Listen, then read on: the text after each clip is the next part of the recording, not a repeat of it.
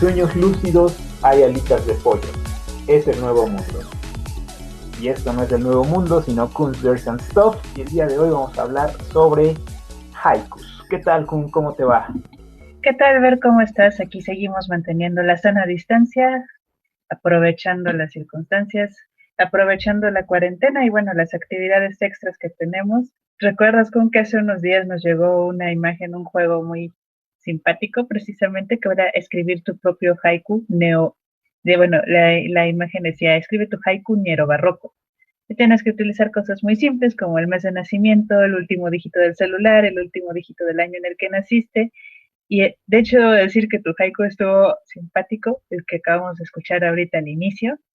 Está muy adecuado, pero el mío no quedó tan bien. O sea, la verdad, el mío queda algo así como, la casa duerme, oigo un cumbión bien loco, soy infinito. No creo que funcione tan bien como las alitas de pollo.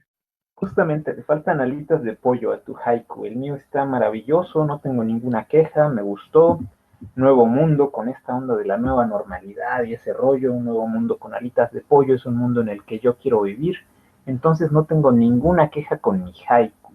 Pero hemos dicho haiku muchas veces y no necesariamente estamos todos familiarizados con el término de haiku.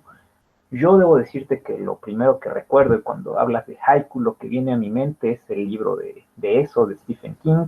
Seguramente ustedes han visto la película o las películas y recordarán que el chico gordito, Ben Hanscom, le escribe a Beverly su propio haiku.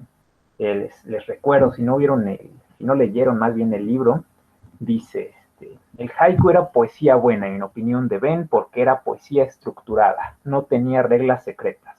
17 sílabas, una imagen vinculada con una emoción y nada más. En un par de líneas, así es como en este libro encontramos qué es un haiku, pero en realidad es una poesía de origen japonés. Seguramente Kun nos puede hablar más al respecto sobre el haiku en general. ¿Qué cosa es el haiku? Pues, ¿qué te puedo decir, Ver? No me considero realmente una experta en el tema, solo debo decir que como, digamos, ferviente admiradora de la cultura japonesa, por alguna razón, los haikus realmente me han llamado la atención y voy a coincidir en este caso con Ben en el sentido de que son poemas estructurados y relacionados con una imagen muy clara. Realmente no es nada trivial hacer haikus, de lo contrario, cualquier persona podría hacerlos. Tienen que seguir ciertas reglas. El origen es propiamente japonés, es una expresión poética japonesa que consiste en tener una composición que no necesariamente tiene que rimar, lo cual es muy importante tomar en cuenta, pero que tiene que tener al menos una composición de 5, 7, 5. Son 3 versos con 5, 7 y 5 sílabas. Y estos 3 versos nos van a dar una idea completa. Ok, además, esta idea completa, según estaba leyendo hace ratito, no soy obviamente versado en el tema, pero esta idea tiene que referirse a algún paisaje, ¿cierto? Bueno, algún paisaje, algo que esté ocurriendo, que esté siendo contemplado, y la idea es transmitir que nuestro artista del haiku, que por cierto, ¿cómo sería el término correspondiente a poeta? O es simplemente poeta, pero bueno, nuestro artista del haiku debe ser capaz de transmitir íntegramente, en estas 17 sílabas, la emoción, lo que está sucediendo de forma objetiva, pero además la emoción que transmite este cuadro, esta escena que está sucediendo, ¿cierto? Efectivamente, Ver, haiku es precisamente por eso es tan difícil y al mismo tiempo es tan lleno de expresión, porque tienes que ocupar solamente estas 17 sílabas para explicar la imagen que estás viendo y para transmitirla de manera correcta. No es necesario que sea un paisaje en particular, pero sí tiene que ser una imagen muy concreta. Por ejemplo, puedes relacionar dos imágenes, o uno de los trucos que utilizan mucho los artistas del haiku, que sería utilizar dos conceptos muy claros, por ejemplo, la soledad y el vacío que se encuentra en el paisaje. Es una de las cosas que utilizan mucho en este recurso. El artista del haiku se va a llamar Haijin, que es Haijin, Haijin sería la pronunciación. Y como parte de la historia, el haiku ha estado, digamos, desde tiempo A, pero formalmente se cree que nace la estructura del haiku en el siglo XVI, siendo uno de los primeros haijins el japonés Matsuo Basho, que es, digamos, que sería el padre del haiku, el haijin, y establece precisamente esta parte de la métrica de 5, 7, 5 sílabas. Ahora, es una cuestión simpática en relación a escribir haikus, porque a pesar de que dicen tiene que tener 17 sílabas, esta es una de las reglas que no necesariamente se tiene que cumplir al 100%. Existen algunos haikus que pueden tener más o menos sílabas mientras mantengan la estructura de 3 versos. Obviamente también sin pasarse a extremos, no le puedes poner 20 o 25, eso ya sería otra cosa completamente, pero este tipo de versos, bueno, este tipo de haikus se les van a llamar siamari, que son haikus irregulares. Una cosa también ¿Cómo interesante, es? ¿Cómo se terminó? Siamari. siamari, Ok. siamari, haikus irregulares.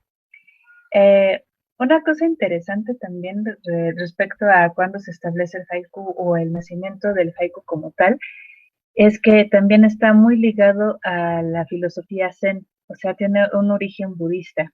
Es como una forma bueno, de esta idea budista de relacionarse con el todo, de escribir el haiku como una imagen que está dentro de la contemplación que uno está haciendo dentro de la meditación. Y esto también va a ser sumamente interesante para relacionar también incluso los haikus con imágenes, que es otra categoría que existe, que cuando ya se le adjudica, bueno, se le realiza, o el artista es, o un artista es capaz de hacer una pintura relacionada con un haiku, este se va a transformar en un haiga, que es un haiku ilustrado. Entonces, si les digo, los haikus son interesantes en ese aspecto, y precisamente por la misma tradición budista, también van a ser muy recurrentes como los últimos poemas escritos en este caso, por las personas letradas, van a ser los poemas que van a poner, digamos, como una especie de memento mori, es decir, el poema póstumo, y están relacionados con la imagen que les transmite la muerte. Eso es muy popular también. Ok, bueno, entre los otros elementos que encontramos que también contiene el haiku, que es como dice Ben Hanscom en el libro de eso, que es bastante, bastante libre, pero una de las cosas que también se suelen encontrar es el kigo, así como la fruta, como el higo, pero con K. Y el kigo lo que nos va a referir es la época del año en la que está siendo descrita la escena. Un mismo lugar puede ser descrito desde diferentes perspectivas dependiendo de la época del año. Obviamente con esto, con el cambio de estaciones y este rollo, pues va a haber también otros asuntos bastante, bastante interesantes, pero tenemos la libertad de que no aparezcan necesariamente. Así como nos decía Kuhn que tenemos la libertad de que no necesariamente sean estrictamente 17 sílabas, también tenemos la posibilidad, la tomamos o no, de incluir un kigo.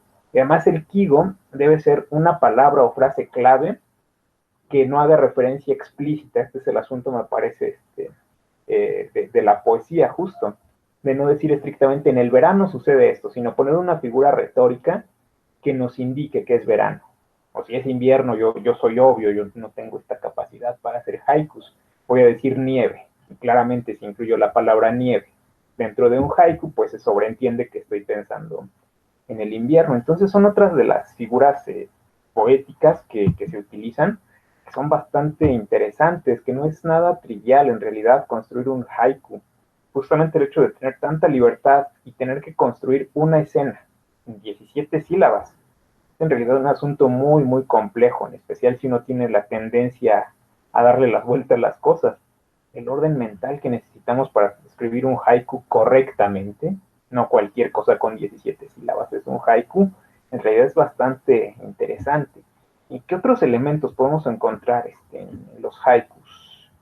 Se pueden catalogar dentro de las 4 categorías, de una escena, un mismo lugar, en diferentes etapas del año, como lo estamos observando. Y otra cosa que también es interesante es que precisamente pensando en el siglo XVI que se populariza el haiku, Es también la época en la que se utiliza también como una especie de recurso para escribir estos poemas póstumos que mencionaba hace rato. Y estos tipos de poemas, precisamente que se refieren al ocaso de la vida, normalmente se van a relacionar con el otoño y el invierno. En realidad, estas son algunos pequeños detalles de, de cómo o de qué representan los haikus. Y es bueno, como habíamos mencionado, no es exactamente que cualquier persona llegue y ya, si puedo, cualquier cosa es un haiku, no tiene que tener estas reglas y sobre todo tiene que poder transmitir la imagen utilizando alegorías.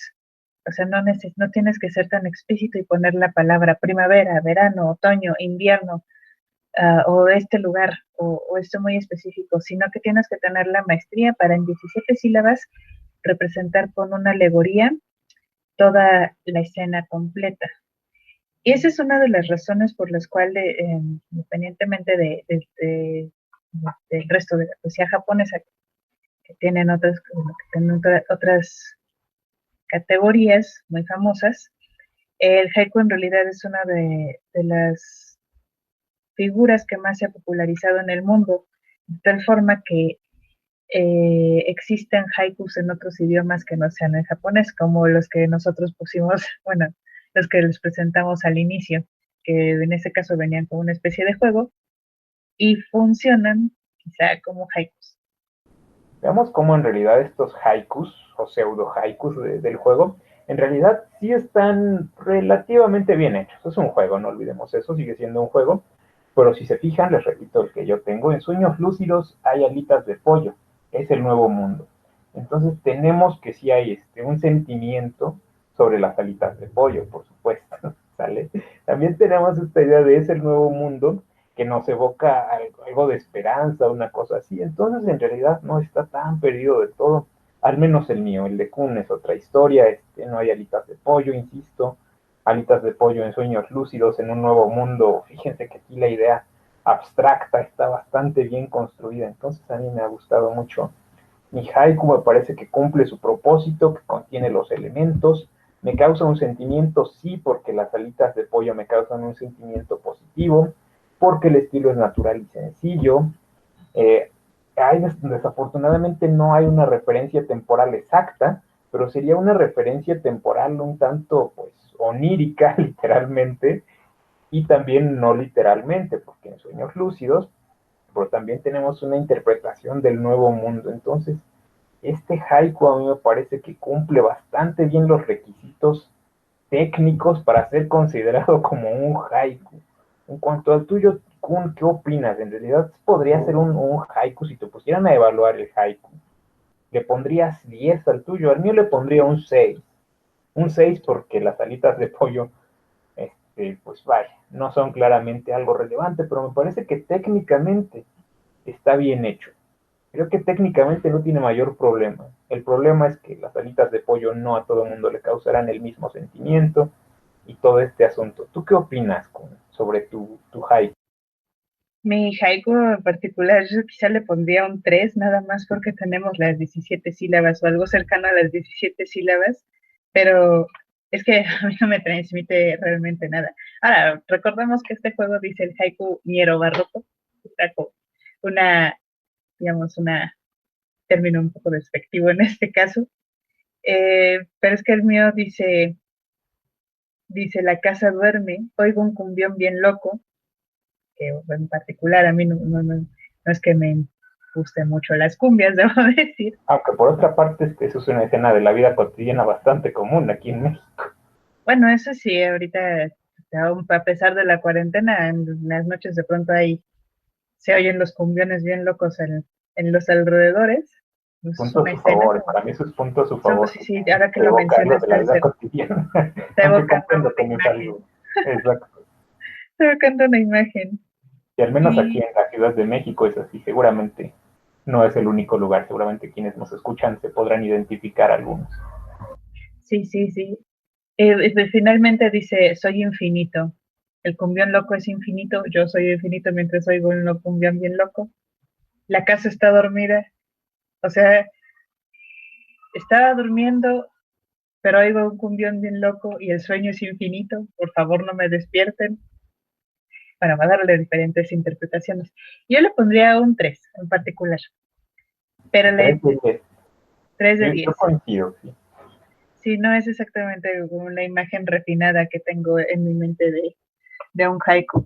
Ahora, debo confesar que en particular a mí no se me da realmente bien eso de la poesía.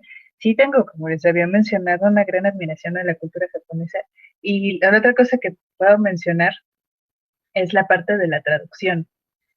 Obviamente el japonés y el español se pronuncian de manera completamente diferente y cuando nosotros tenemos que hacer una pronunciación en español también hay que considerar sobre todo las sílabas. Quizá es un poco más difícil a diferencia de los sonidos en japonés, considerando que las palabras como tal te dan otro tipo de ideas. Entonces, las traducciones es otro tema interesante, ¿no crees? Ver. Ok, sí, bueno, como mencionas, efectivamente, la traducción en sí misma es todo un tema bastante interesante porque obviamente para ser un buen traductor hay que entender bien, y me refiero a entender no solo las palabras, sino las ideas completas en dos idiomas.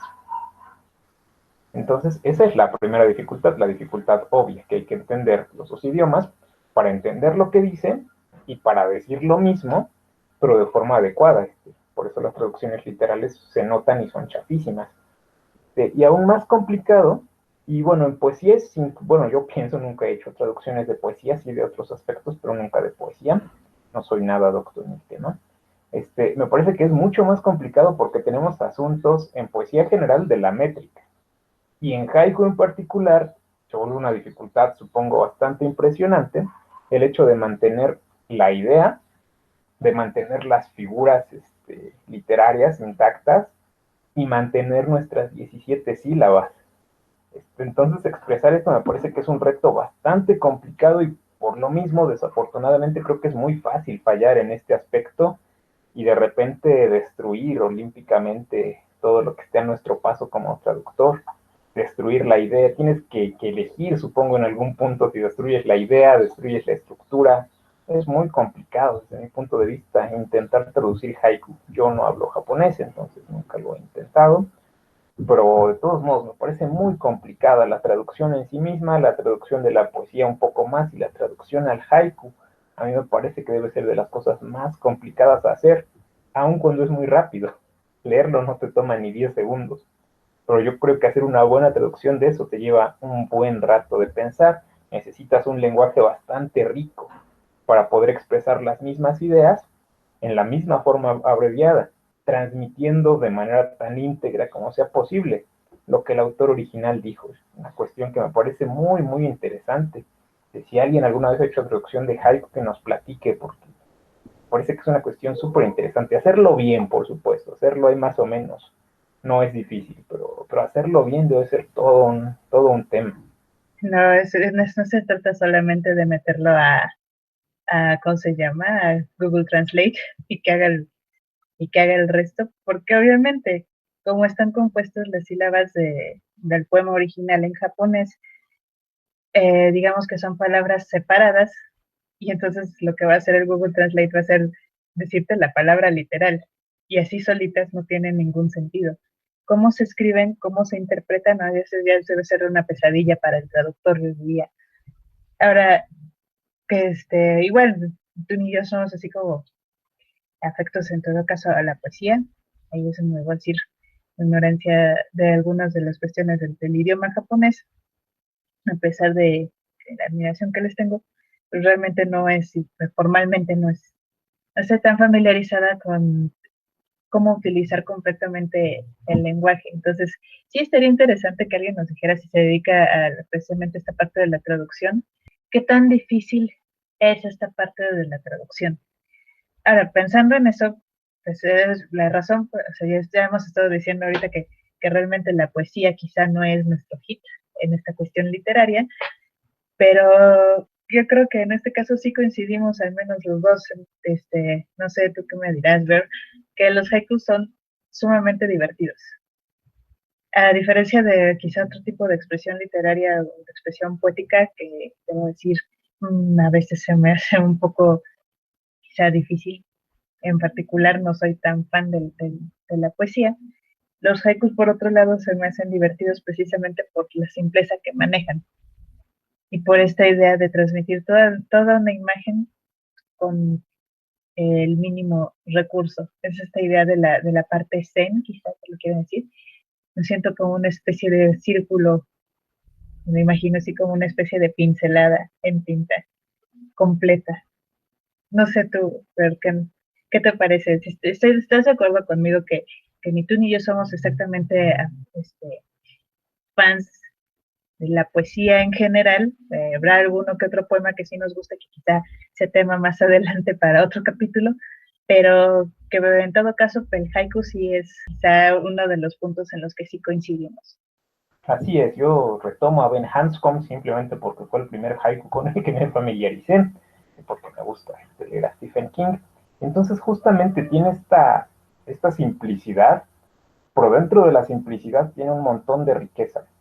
A diferencia de la poesía que voy a llamar normal, bueno, que para nosotros es normal en Occidente, este asunto del haiku es bastante curioso. Es una forma de arte que es muy libre, pero dentro de esa misma libertad es muy rígida. Es como, parecería contradictorio, pero logra mezclarse, debe evocar un sentimiento en solo 17 sílabas. Si lo piensan, es fácil de decir, muy difícil de completar seguramente. Intenten describir lo que sea que estén viendo en este momento en 17 sílabas, que sea una descripción más o menos exacta y que evoque un sentimiento. Inténtenlo y van a ver que no es nada sencillo. De repente, Kun y yo lo hemos intentado, simplemente jugando, pero vaya, en realidad es muy complicado escribir un haiku desde mi punto de vista. Escribir un pseudo haiku, desafortunadamente, digo desafortunadamente porque así se hacen los chismes, es muy fácil. La gente de repente piensa, ya tengo 17 sílabas, ya escribo haikus, pues no es así. Entonces me parece una forma muy interesante de expresión literaria el haiku. Deberíamos algún día intentar hacer uno. Pues sí, Bert, te decía, algunas de las cosas interesantes de los haikus es también cómo utilizar las expresiones populares. Por ejemplo, tengo uno en japonés, es Hana Yori no, Tango ya Arite, Kaeru Kari. Y una traducción que tiene en este caso es: ¿prefieres el dulce a la flor? Ganso emigrante. Si lo pensamos así es como tener mucho sentido, pero la idea es este refrán popular que es Hana Yori Dango, que quiere decir prefiero los dangos, que son una especie de dulce japonés, a las flores. Pero en la traducción pues no se puede hacer tan literal, entonces sí, se hace esta imagen. Pues de ahí que te digo, es una cuestión bastante difícil.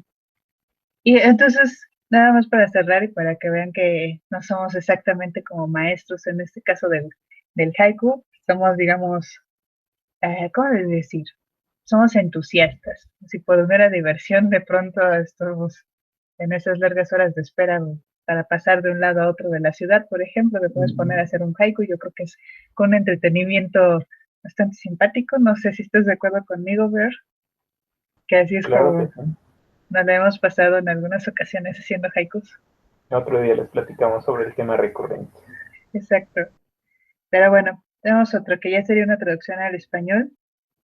En la penumbra, sobre la flor de loto, luces de cristal. Bueno, este fue el intento que hicimos después de estar aquí unas cuantas horas pensando en realmente cumplir las 17 sílabas y ya con todas las de la ley en relación a la métrica del haiku y al significado. O sea, es un intento, digamos, bastante pensado, si lo quieren ver en ese caso, y sí nos tomó un rato de tiempo llegar a esta composición.